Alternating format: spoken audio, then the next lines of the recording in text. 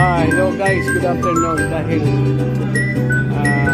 punuan ang mga beach ngayon, kaya napunta kami dito sa Murang Beach.